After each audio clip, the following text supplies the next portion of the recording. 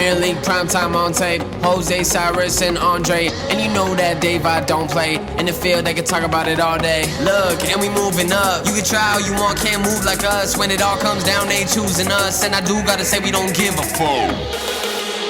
Premier League primetime, and it's only that. Speak only facts. Say what I want, can't hold me back. Can't hold me back. Premier League primetime, better yet, it's my time. You stay on the sideline. Say what I want, can't hold me back. Premier League primetime.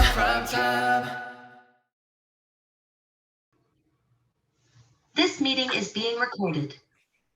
Hello and welcome back to Premier League Primetime Season 2, Episode 7. Of course, I'm joined by none other than, of course, what do you know? Andre, Sirius, Jose. How are all of you guys doing? Damn it. Every time. Literally every time. But anyways, we're going to jump right into this. And before we start, I do want to quickly explain, right, that this episode is not going to be the usual where we go through the different matches of different teams, just because different teams or many teams have played so few games that we thought that we would do an episode on that just in a few weeks' time when those teams have played more games. But because January just ended, we're going to take a look at each club's January transfer window, the ins, the outs, and we're going to take a look at, what we thought of their windows individually, and if there were areas that needed to be strengthened and they weren't, where could they potentially be strengthened? So we're going to start off, of course, with Saga as per usual, and we'll take a look at Arsenal. First off, of course, the big one on deadline day, Pierre-Emerick Aubameyang. 4.5 years in London. He's gone. A big fallout with him and Mikel Arteta, more or less exiled from the squad. He left for Barcelona free. Ainsley Maitland-Niles has departed for Roma on loan. And then, of course, the one that really hurts, I know it hurts Sagai more than anything, but 2 out of the 3 cheeky back 3 are gone. Kolasinac to Marseille and Callum Chambers to Villa. I know Sagai is very, very upset with that. He was telling us in the chat he was very, very upset with those moves. Both on frees. And then ins. Aaron Trusty from the Colorado Rapids. Promising young defender from their youth academy, I'm pretty sure, around 2.2 million. And then a deal has been struck for New England Revolution goalkeeper and U.S. men's international Matt Turner from the New England Revolution, the MLS goalkeeper of the year, for roughly 7 million euros, potentially including add-ons. First off, what are you rating this transfer window for Mikel Arteta and Arsenal? I'd give it like a D. Why We so? didn't really. Well, first of all, now that we've gotten rid of Aubameyang, we don't have any. I mean, like, our strikers are pretty poor. Like, Lacazette's been out of form. Isn't Nketiah great in front of goal? No, he's not. And are you sure they're going to Nketiah? I've heard he's very good at scoring, 6-yard tap-ins. Yeah, I think in total, Nketiah and Lacazette by the end of the season, we'll get 2 goals combined together in the next games. So, them out of contract. I don't know. I kind of had an idea that why don't we just play Martinelli at striker? Yeah, Honestly, that's something that that I've heard some Arsenal fans talk about. But then, of course, you most likely will be dropping Alexander Lacazette, who's definitely now Arsenal's first choice, preferred number 9 at the moment. The whole deal for Vlahovic, that didn't quite work. Are there any other positions that you think Arsenal could have strengthened in this window? I don't know. I would have liked to, get a backup center back. I think if one of our center back goes down, then we're in the shits. Like, I don't think Holding's good enough. I was actually surprised we let Chambers go, to be honest. That was kind of a surprise. I know, right? He's part of a rock solid back 3, especially with Kolasinac, and Rob Holding in there. Well, no. I'm glad Kolasinac left. It was his time to go. But, overall, like, what'd you say? 100 grand a week in wages well spent on Kolasinac? I don't know, definitely. Like his first season, I was pretty excited because he was good at the start, and then I don't know what happened.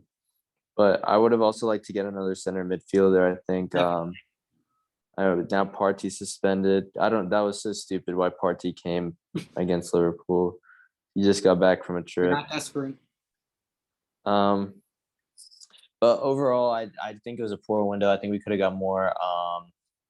I know we didn't want to spend the big bucks, but still, I think we could have got more. I think there could have been some cheeky signings and we couldn't get them.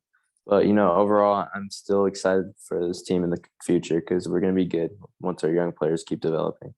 100%. And just a few names that have been heavily linked to Arsenal throughout the window. Of course, Dusan Vlahovic. We talked about that one, I think, last episode, and a few times on Dusan Vlahovic. Jack Wilshere, he's been training with Arsenal, although Mikel Arteta has expressed that he's not interested in any way, shape, or form of bringing him back. In terms when you just look at the central midfield, would you have considered giving him just sort of like a pay to play kind of contract just for the last 6 months, just so you have someone there? Because he was. You say Wilshere? Yeah, he was fully fit. I've been hearing a lot of those rumors. I don't know. That's tricky because we know Jack Wilshere is so much talent, so much potential, and the injuries just cost him. I wouldn't really be opposed to that idea, to be honest. I think he'd honestly be better than Sammy Lokonga right now. He's not really Sammy's up to a young form. kid. I wouldn't. Sammy Lokonga struggled, but he's a very young kid. I wouldn't necessarily be too harsh. He's had a poor start to life in the Premier League, but I think he'll go on to do great things. To be honest with you, I rate Sammy Lokonga very highly. And the last player that I wanted to mention, Alexander Isak. What did you think of the whole story about him being seen at a nightclub in London, and the whole car registration? What did you make of that? I'm curious to know. I think that they wanted to spy him for too much. I think we actually made the right decision not buying him. Because they were asking a lot for him. His release clause apparently was minimum, and he didn't want to leave in January anyways. He wanted to stay till at least the summer. Yeah, I think we made the right decision with that. It's a shame we couldn't find another striker because I felt like that we could have pursued other options. I feel like we didn't. Luka Jovic on loan was rumored to be one option. Yeah, I would have taken that. Like honestly, anything over Nketiah these days. Like, it's kind of disappointing, but I still think we have a shot for Champions League. There's a lot of games left. We're not far away. Fair enough. And actually, these are the last two players I actually wanted to throw out in terms of names. Of course, we talked about Arthur before, but two names that were strongly linked towards the end of the window: Ruben Neves and Douglas Louise, both of them. Wolves were rumored to want 50 million for Ruben Neves. Would you have paid that or no? I would not pay 50 million now. What about Douglas Louise? Do you think he would, especially, of course, he knows Arteta from his time at Manchester City. Do you think he would have been a good buy at the end of the year?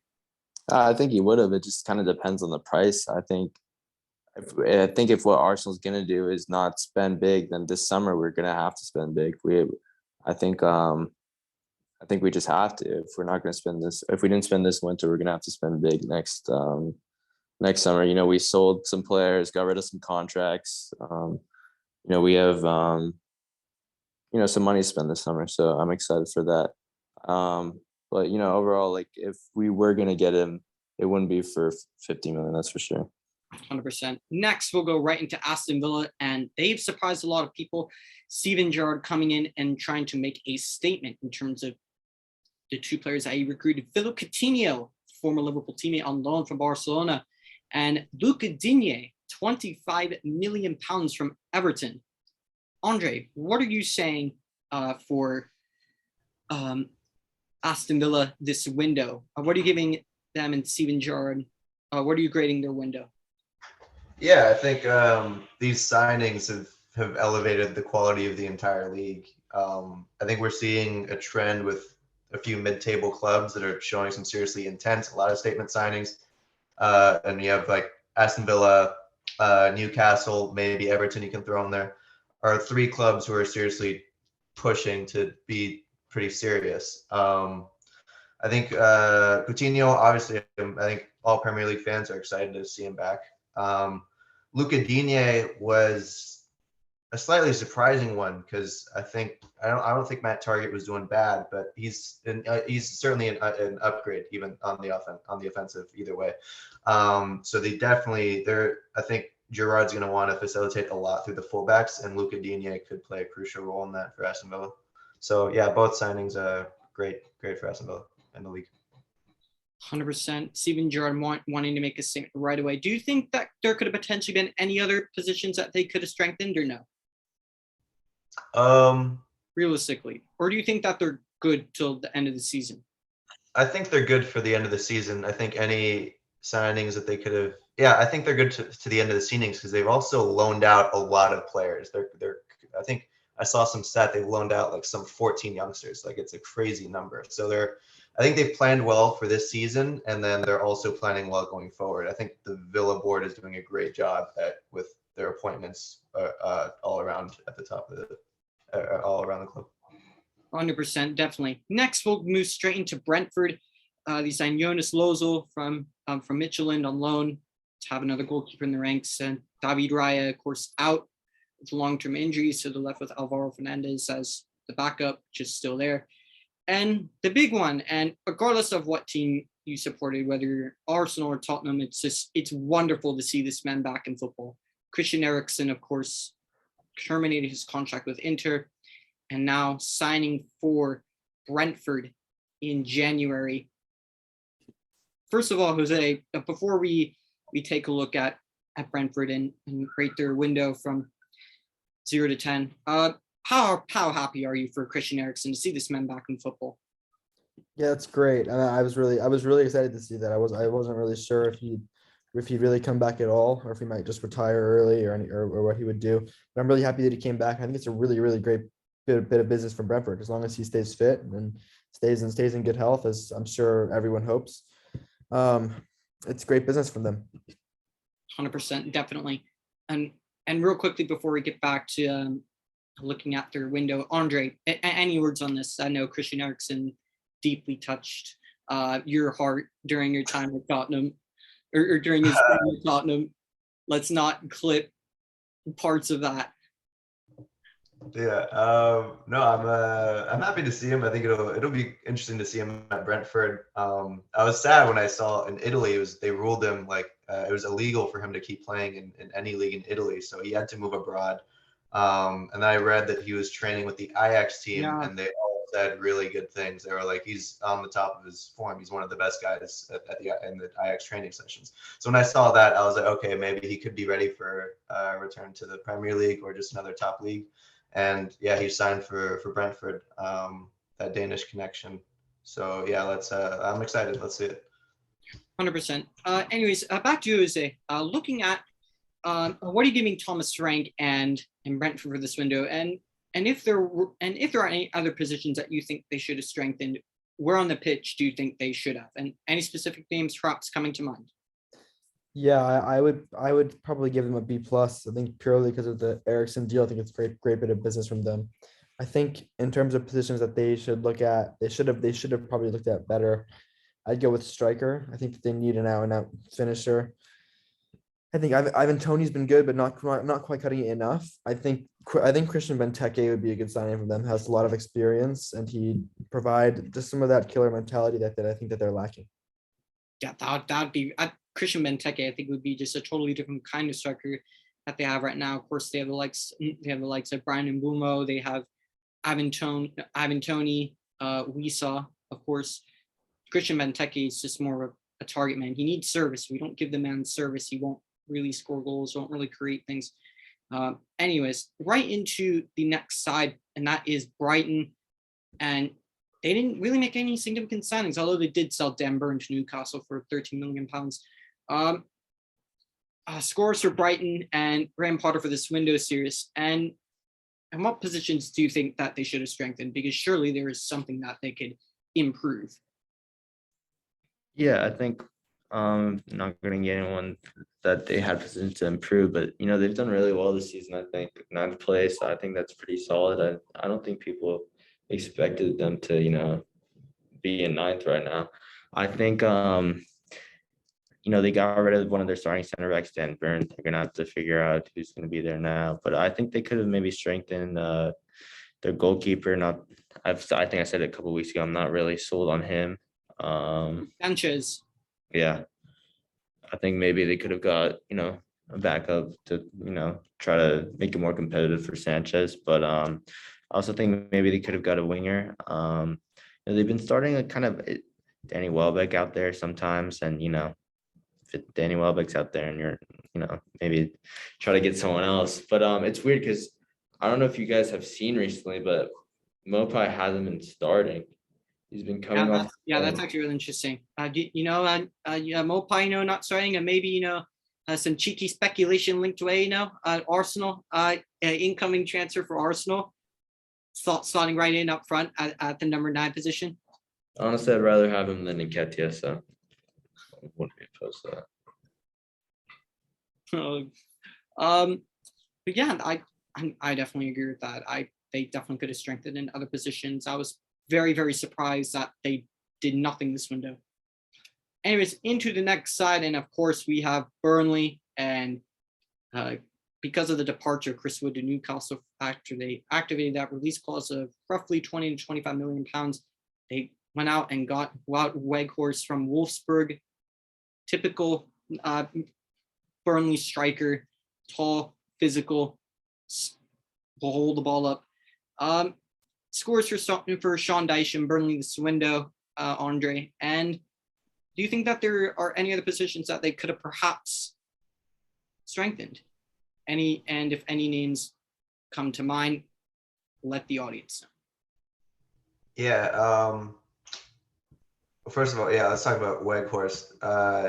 I've been a fan of this guy for a while. I always thought it'd be interesting to see him in the Prem. I didn't expect it for a team fighting for relegation. Like it doesn't sit right with me. But yeah, he's this 6'6" tall forward. He's great at pressing. He's a really hard worker.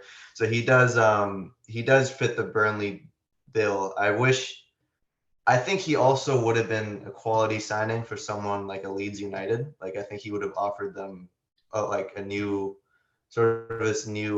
option up front. I think in some ways could have been an option better than Patrick Bamford, or just to partner the two of them because they have different qualities that I think could have worked in the high pressing system that they play.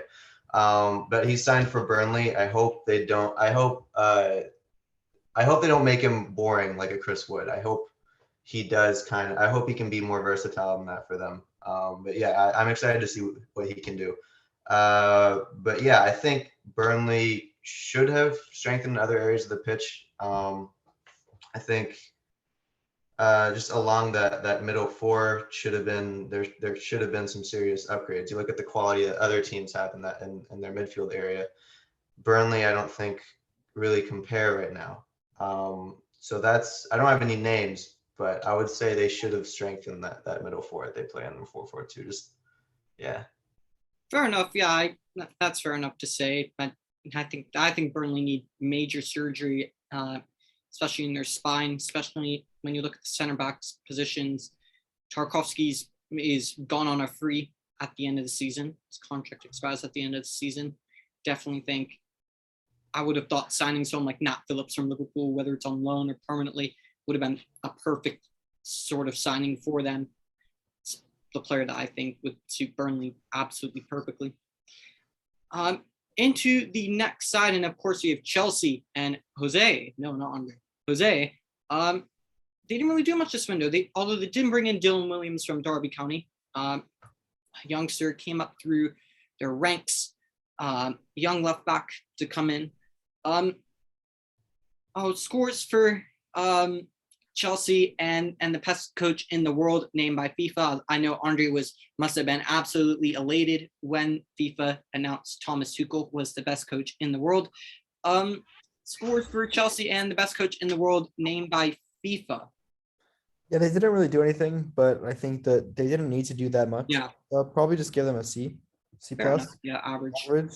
Um, I think if they wanted to do something, I think what they could have done is look at midfielders who can kind of drive the ball forward more I than actually think that Conte. there's something else that they could definitely do. Well, I'm gonna get on to more stuff, Davis, but anyways, Are you telling him? midfielders who could drive the ball forward. So first I was gonna mention Fede Valverde from Real Madrid, who I think that they could really convince. I think they could definitely convince. He hasn't been starting very much this season for Real Madrid. I think that they could definitely convince him. I think he's a player that they would like because he's so versatile. He's played right mid, center mid, CDM, and right back for us at Real Madrid. So I think he'd be a good signing for them. They'd like him. Another position that I think that they could get is an out and out winger that they don't have. I think that they often use players like Mason Mount on the left or Hakim Ziyech on the right, who are really more advanced midfielders than wingers. And I think that they could have really done with the signing of someone like Luis Diaz, who Liverpool signed. So yeah, that's who I think that they could have gotten. Of course, 100%. And the part that that Jose said that he would get onto and actually never did at the end of the day was center backs. I think because you look at Chelsea's defenders and in terms of just their contract situations, right? Andreas Christensen, his contract is up at the end of the year. He'll probably leave. Antonio Rudiger, his contract is up at the end of the year. He'll probably go. Cesar Azpilicueta, his contract is up at the end of the season. Could very well go. Thiago Silva only has another year left on his contract after the season. So do you think that major surgery could most certainly be needed at center back?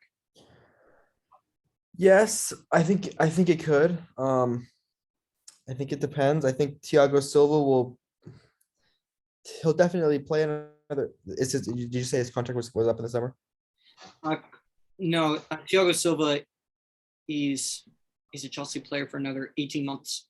So okay, yeah, that's what I thought because I know he wants to go to the World Cup. I thought he'd still be there the next year. Rudiger, I know Real Madrid were looking at him, but I think he might be off their books at the moment. So I think he might be. I don't know if he wants to renew though. So I think that definitely they could do business for a center back. I've always liked Jules Koundé for them. Definitely. I think it's a great signing, and I really hope he leaves Sevilla because that would make it a lot easier for me as a Real Madrid fan. I think, yeah, Jules Koundé is a good signing for them. And in terms of maybe a more stalwart center back, maybe you could look at someone like not John Stones, but someone like John Stones would fit them very well, I think. No, 100%. Yeah, I can totally see why you went with that. Definitely. Jules Koundé's been linked with Chelsea forever. He's been linked with them since the summer. And that would be a great signing for Chelsea. 100%. Next, we have Everton. And we have Crystal Palace. We have Crystal Palace next. I scuffed up, messed up on that one. We have Crystal Palace next. Serious. They didn't really do much other than signing Jean-Philippe Mateta on permanently from Mainz. It was initially a loan with a buy option, a loan for 18 months with a buy option, which that was triggered by Crystal Palace. What did you make of this window for Crystal Palace and Patrick Vieira? What would you score it? And what other positions do you think could have been strengthened?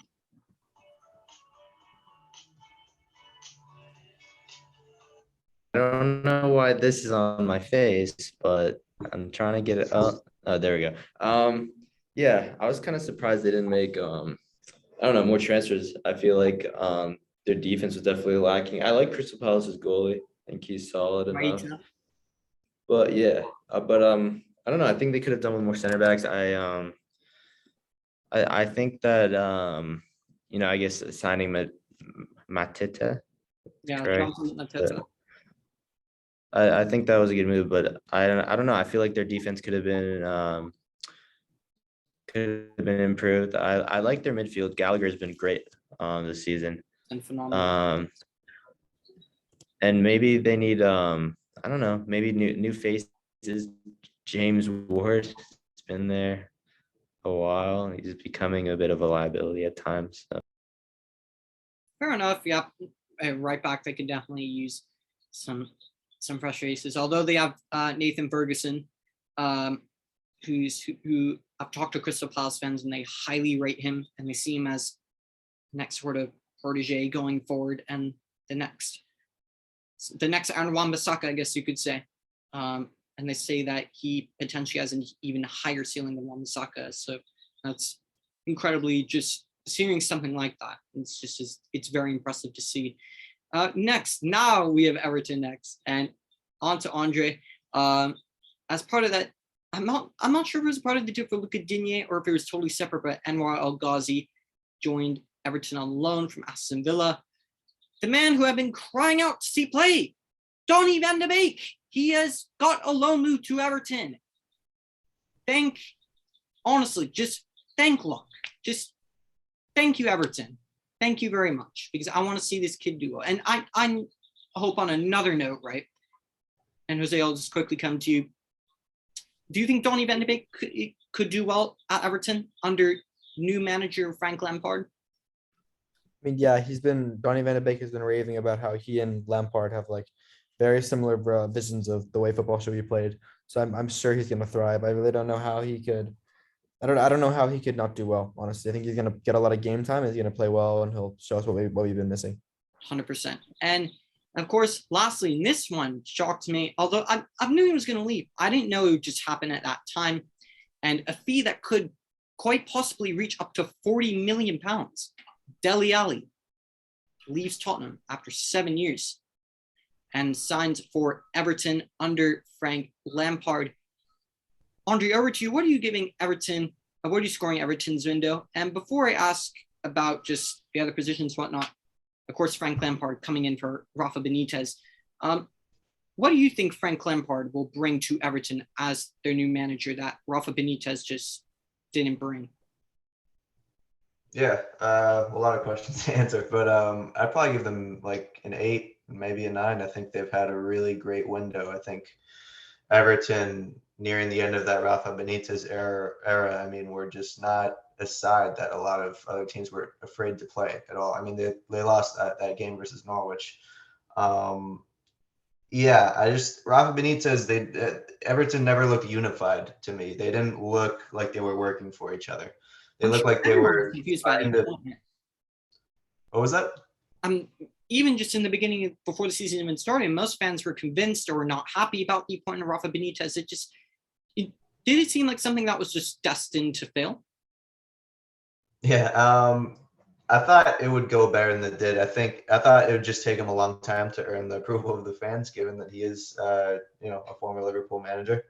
But yeah, it went, I mean, just really horrible, just so wrong. They didn't look unified. I think Lampard will bring a lot of unity to that Everton side. And I think Lampard, he also has a pretty solid team to work with. I mean, the midfield options they have are pretty plentiful. Obviously, the Donny van de Beek and Dele Alli transfers, but you still have Abdoulaye Doucouré there. Damari Gray, who's played in the cam, but will probably be employed as a winger. Alan, Andre Gomez, Tom Davies. Yeah, Andre Gomez, Alan, those two as well. I think there are players to work with there, and then they have that youngster Anthony Gordon, who's been really, really promising looking. So they have something to work with there. I think midfield and offensively, Everton should be good to watch. I think maybe they could potentially struggle defensively, but maybe Lampard will prove me wrong. Let's see. 100%. But but they're going to be stronger. I think they're going to be a harder team to play against. 100%. They're just, like I said, another one of those mid-table sides that's sort of pushing the envelope, making the league better and making it more competitive. So yeah, I think Everton have had a really great January window. Definitely. And lastly, before we quickly move into Leeds, do you think that there are any other positions that they could have strengthened in? Yeah, I think it would have been cool if they got like a quality defender, maybe like a really good center back. Definitely. I don't think their fullbacks are the best. I mean, they haven't replaced Luca Digne. No, they did. And I can't butcher his name, but they brought in that young, I think he's Ukrainian, that young Ukrainian left back in. I forgot from where, but they did bring him in. It's like Maylachenko or something. Yes. Okay. I can't really judge him. He's played like one game. Yeah. All right. then yeah, I guess yeah, let's see what they can do. Let's see what they can do. But I still think I defense. do agree with the quality center back though. They could definitely Yeah, use I think a quality center back would have made them better. definitely. Next, moving right into Leeds, they had no significant ins or outs. They didn't do anything. Didn't let anyone go. Didn't bring anyone in. Jose, sticking with you. What positions do you think that they could have strengthened, and what would you score Leeds' transfer window based off of the decision making made by Bielsa and the board? Very poor. I think it's probably like a D.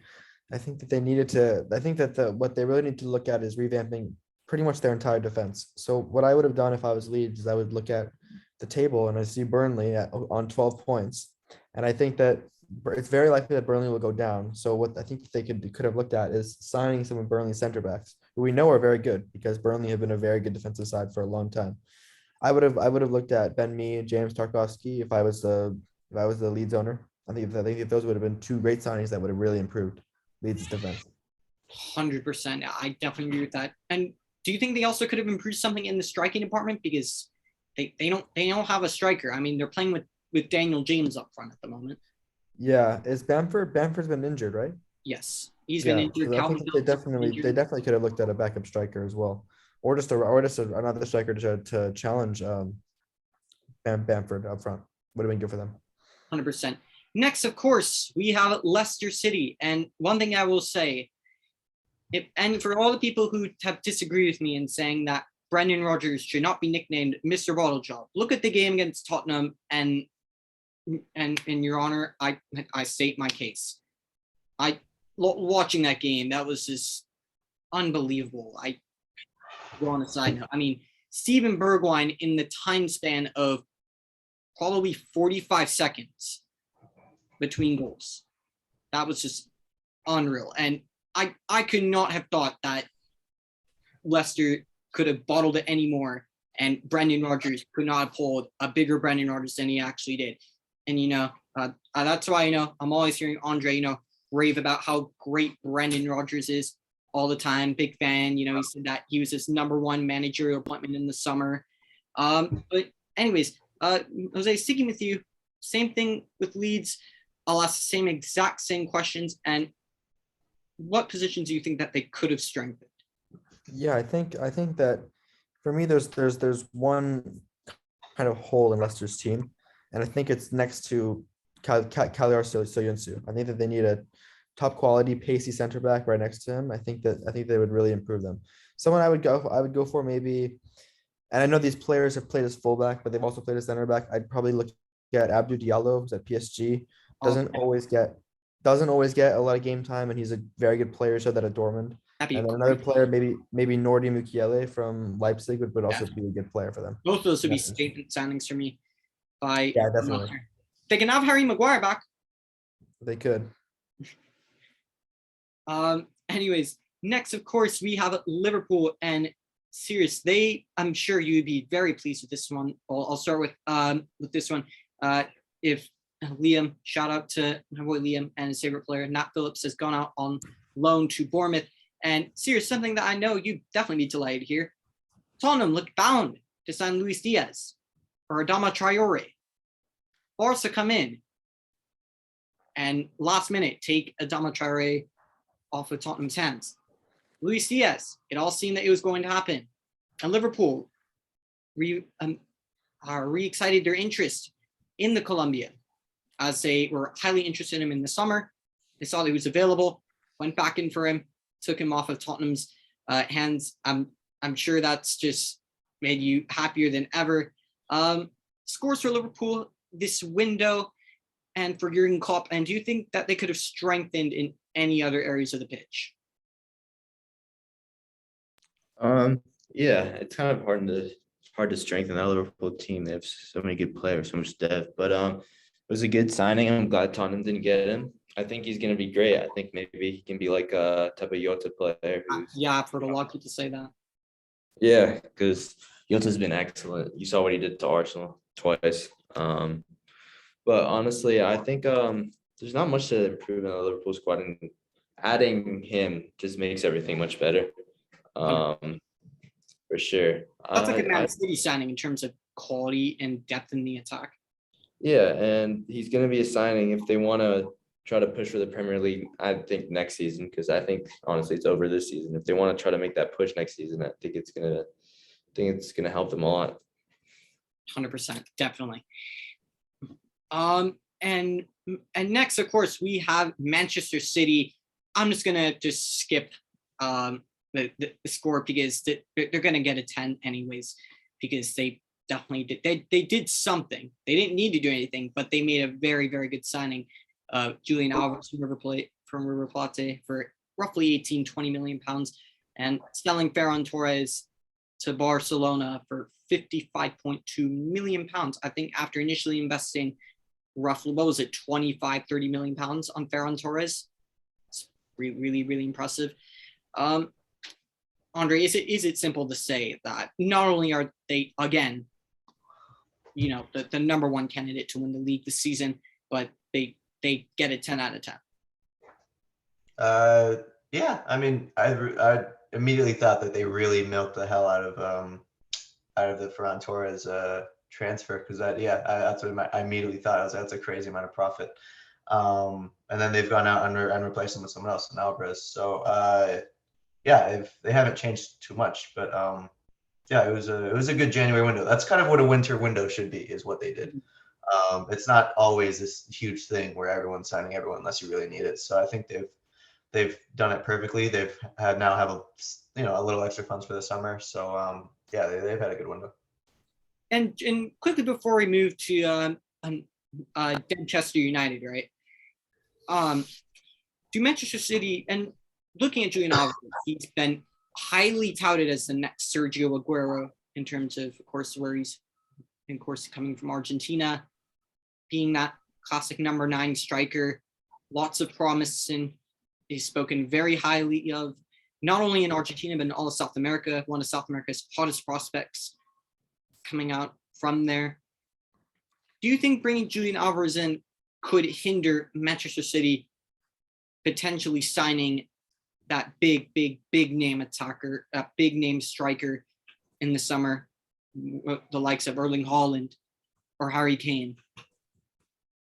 If Alvarez has an instant impact, how old is Alvarez? I mean, he's really young, isn't he? 22. 22. Okay, so if he can manage to have an instant, fast impact on the team, then yeah, absolutely. But I'm not sure if I think he should. I don't think he should be immediately touted as their first choice unless he already has a pretty impressive impact. So I think they should be smarter, and I don't think it should, but if he impresses all of us, which he could, then absolutely it could. 100%, definitely. Next, we have Manchester United, and once again, they buy absolutely nobody in January. They loaned out a bunch of players, most notably Anthony Martial to Sevilla and Donny van de Beek to Everton. Scores for Manchester United and their top class ownership and Ralph Rangnick. And although I will say Ralph Rangnick did want players in January, but a certain brilliant board definitely gave him the money and backing for those players. Scores for Manchester United this January transfer window. And I'm not even going to go into what positions need to be strengthened, because everyone knew and knows that Manchester United desperately need another midfielder, specifically defense midfielder, names of Zakaria and Babaku Kamara and even Ruben Neves and most notably Declan Rice, who you're definitely not getting in January, and Amadou Haidara. All those names linked in and around, could arguably say another top class center back, because, one of them or two of them definitely need replacing. Koundé, I've seen for Julian Alvarez as well. As a striker, I mean, just quick and brief, what would you give Manchester United for this window? How shambolic has it been? F. I think we have a lot more to do now than just sign a CDM. Like, there was a time when signing a CDM would just solve all our problems, but that time is gone. I think we now have to sign I think we have to sign 2 more center backs, because I think Maguire and Lindelof are both shit.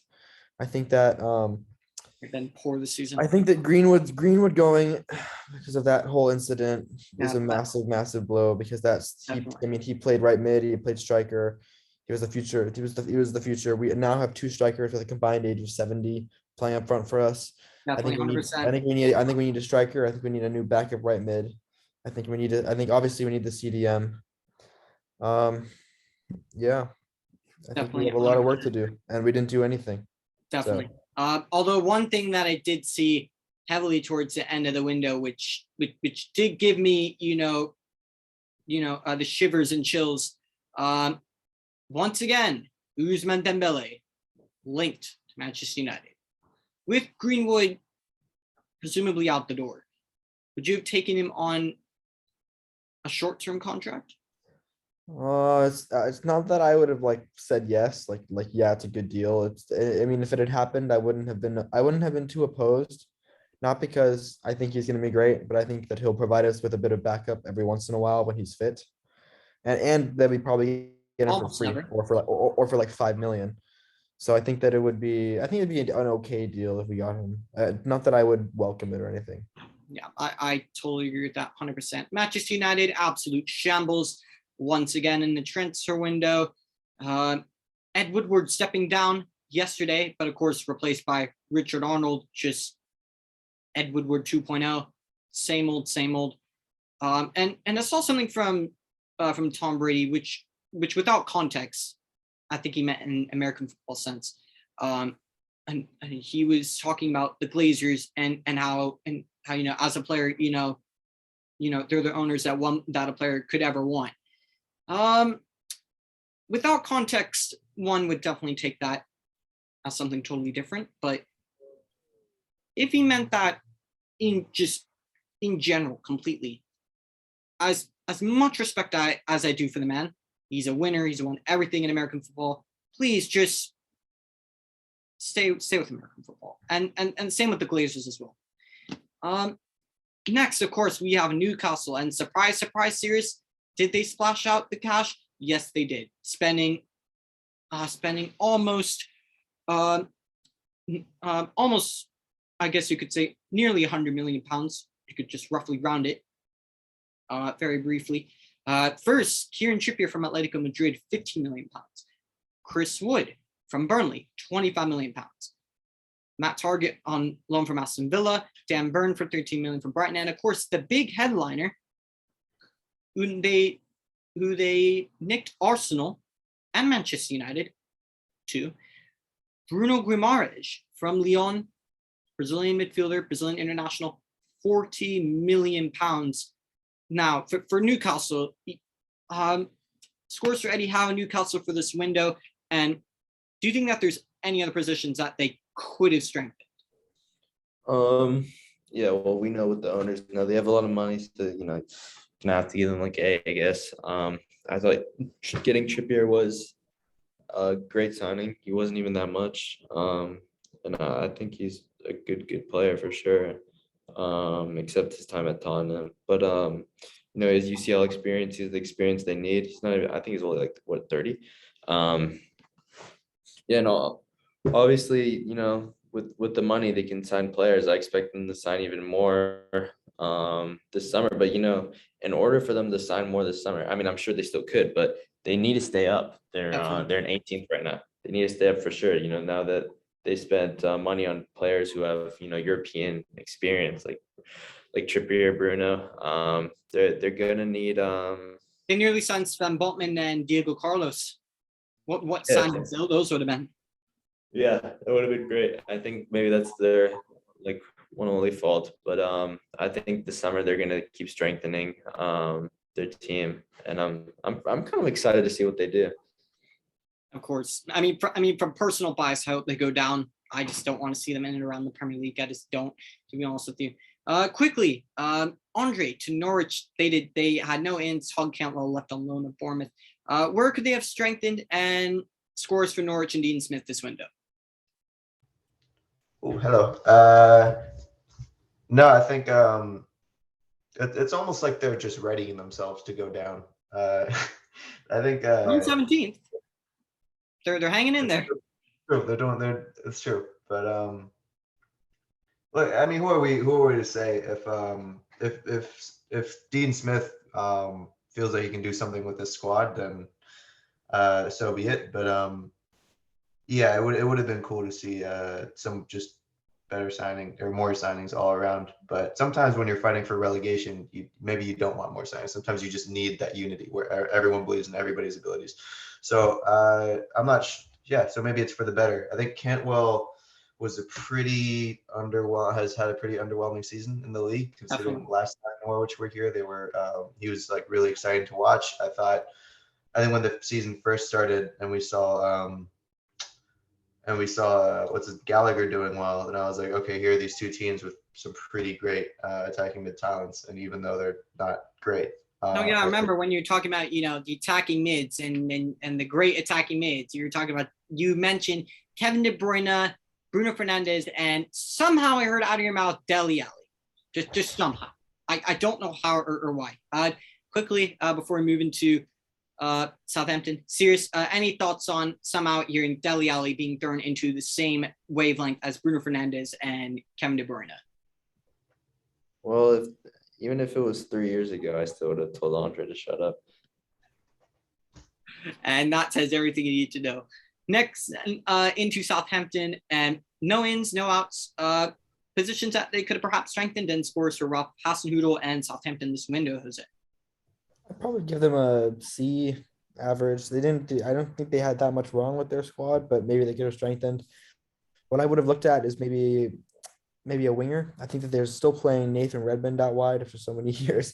Their other option is, I think, Theo Walcott, which I think is they're aging. Maybe I'd sign someone who's more adept at scoring goals from the wing, like maybe a Yarmolenko would have suited them well. I know he's not getting that much game time at West Ham at the moment, so maybe that would have been a good signing for them. 100%. Although West Ham themselves do lack depth in the wing positions as well. Next, on the one that will probably take the longest amount of time, Andre, Tottenham Hotspur. Seemed like Daniel Levy was going to pull a typical Ebenezer Scrooge Daniel Levy, spend no money, and then right at the end, they go out and they sign two Juventus players in the forms of Rodrigo Bentancur from Juventus, roughly 21 million pounds, and Dejan Kulusevski. I know that's a name that you've been screaming not only in the chat, but to me in person, and it is your opinions all around that you wanted to see this guy in a Tottenham shirt for so long. He is here on an 18-month loan with an option to buy, I think for roughly 30 million pounds. And number 3, loans. They loaned out Brian Hill to Valencia, Giovanni Lo Celso to Villarreal, and surprise, lo and behold, Tanguy Ndombele back to Lyon. Scores for Antonio Conte and Tottenham Hotspur this window. And are there any other positions that you think that they could have strengthened, and present any specific names that come to mind? Yeah, I think for the first 28 days of January, I was on the verge of capitulation. No deals were happening, and then we lost Adama Traore and Diaz at the end. So I was in a panic when both those deals fell through. I was like, oh crap. I mean, some fans were afraid Conte was going to walk. I wasn't that afraid, but I was like, oh Jesus, who are we gonna sign now? There's gonna be some random new name. But I was glad to see the Kulusevski rumors come back, and now he's signed for us. Yeah, so literally everything was left last minute. Even the announcements were horrible. So I think 100%. In terms of the outgoings, the loans, we've lost some depth because you have Tanguy Ndombele, Dele Alli, and Lo Celso, 3 midfielders have all left, and now we only have 4 midfielders. I know we play a middle 2, but really it's just it's just 4. It's Winks, Skip, Højbjerg, and Bentancur. So hopefully that's enough depth, just one for each. But I think depth-wise it is a bit concerning. But yeah, I'm excited for the incomings that have happened. It should be. I'm excited to see how they do. 100%. Next, we have Watford. No significant ins or outs. What positions do you think that they could have strengthened? And scores for Watford. And quickly on Claudio Ranieri, lo and behold, surprise, surprise, Watford sack another manager.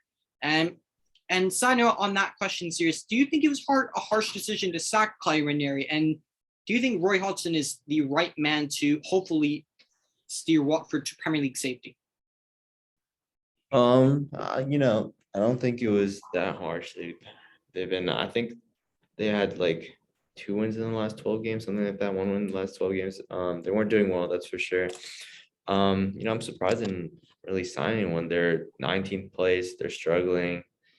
I don't know that I would have thought they, maybe would have tried to strengthen their defense, conceding 4 against West Ham. I mean, like even Norwich beat them 3-0, like conceding 3 to Norwich. I mean, at least they beat Man U 4-1, but still, yeah, I give them a D. I think they're going to get relegated. I don't think Roy Hodgson's going to keep them up, in my opinion. I think they're going to go down. Fair enough. Next, we have West Ham. No significant ins or outs. Another really surprising one. West Ham, of course, looking to make a push and to keep themselves in the race for top 4. I don't think that they will be in that race, to be honest with you. I think Manchester United have clawed themselves somehow back in the race for top 4, not cementing 4th, just in the race for top 4. Although Tottenham have like 3 games in hand, though, which they'll probably, they'll either just clutch it or they'll pull a classic Tottenham and bottle it on the last day. No significant ins or outs. Jose, scores for West Ham and David Moyes' window, and what positions do you think that they could have strengthened? And any specific names come to mind? Yeah, it's kind of tough to look at their team and pick out a place where they lack depth, because they have a lot of depth in a lot of positions. But I think that one place they could look at is someone who could compete with Mikel Antonio up front, or someone who could be back up to him. And someone who they could look at, I think, is Emmanuel Dennis, who's having a really, really good season. And I think it'd be really tempted to join them, especially if Watford go down. That'd be a statement signing, a terrific signing for West Ham. I know you had the likes of Sebastian Haller, but Antonio rightfully won his place.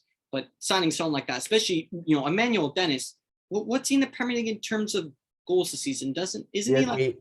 top 8? 8 goals, same as Ronaldo. Yeah, and one's playing for Watford, one's playing for Manchester United. And last but certainly not least, Andre will go to Wolves. Adama Traore leaving on loan to Barcelona. And of course, the only bit of business that they did was activating Hwang Hee-chan's buy option from RB Leipzig for £14 million.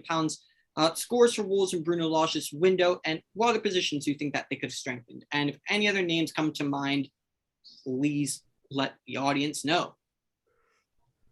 I'd probably give him like a C. It's it's a relatively unchanged team. I mean, Adama Traore is a huge loss for them. So I mean, maybe a replacement would have been the move.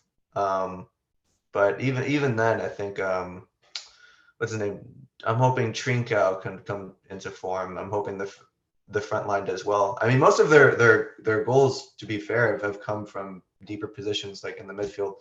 I don't have any names for them, but maybe just wingbacks would have been. I can't really think of any really good wingbacks that they have that scream quality.